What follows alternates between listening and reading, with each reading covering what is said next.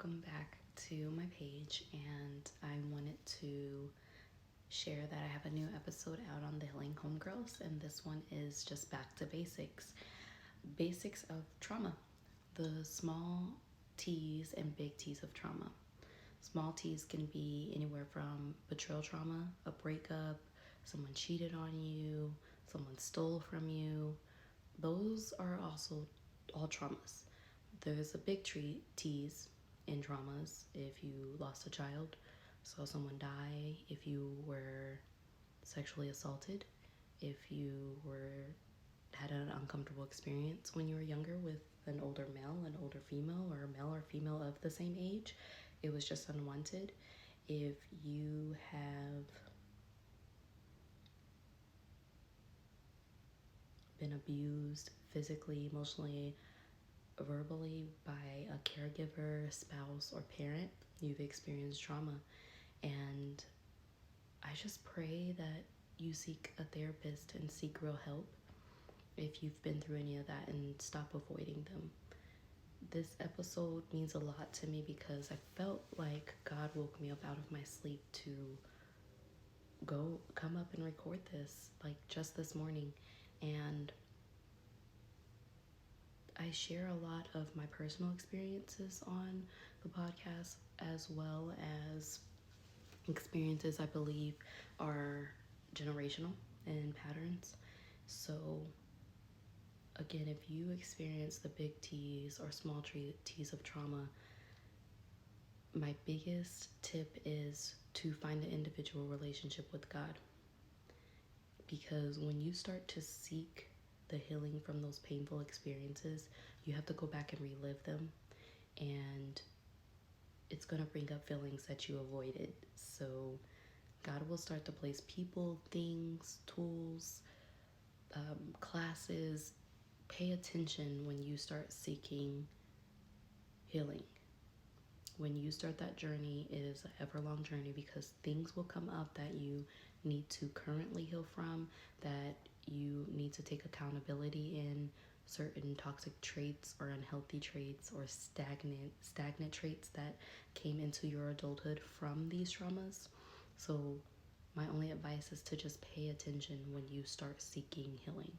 When you start seeking healing, God will start placing everything you need in your path to complete the journey. And in all honesty, it's never finished, because again, things will come up, things will start to happen.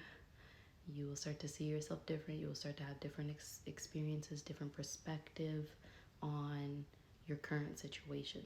But if you feel stagnant in life, if you feel like something happened in your childhood and you grew up and you keep reliving those events, Tabitha Brown said it best, that when you know God is speaking to you, that is a repetitive thought running through your head. And God wants us to go back in our past to relive certain situations. So if you're not doing the work or taking accountability and doing your own internal work and healing, you're just going to put on this mask, this adult body that's covering this hurt and pain of the child that never got to heal, that never got the hug, that never got the safety, that never got the insurance, the validation. That's all surrounded in our adult bodies. So seek healing, whether it looks like finding an accountability partner, finding a therapist that you like. And the thing about therapy that people don't like is they try it once and don't fit with the first therapist. See as many therapists as you possibly can until you find one that you feel there's a certain connection there, that the person's listening, that the person is giving good advice, that the person is giving homework. But don't let anyone tell you to just get past it, move on. Stay in those feelings until you feel them. Get a feelings wheel, that's in my link in my bio. Get a feelings wheel, journal. All I can say is when you wake up in the morning and start this healing journey, journal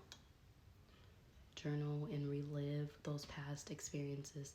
And My next advice is to write your small traumas and your big traumas down in a list and go back to those events and relive them for a couple of days. Really replay them. It may be scary, it sounds scary. You may think that you can't overcome those experiences, but when you really sit with them and cry and allow yourself to feel that pain in a safe space, I would say schedule out some time to do this. Like, you really need to be intentional in your healing. Schedule an hour out of your day, 2 hours, sit in a silent place, go to a park, go to your room, make sure no one's there, be alone in this. Pray before you go into these deep dark places. But when you do, your language will start to change. And when you find the language to what happened to you, you're able to articulate what happened to you.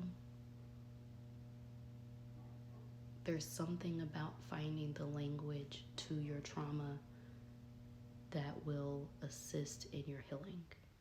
You'll start to speak about the person that hurt you differently.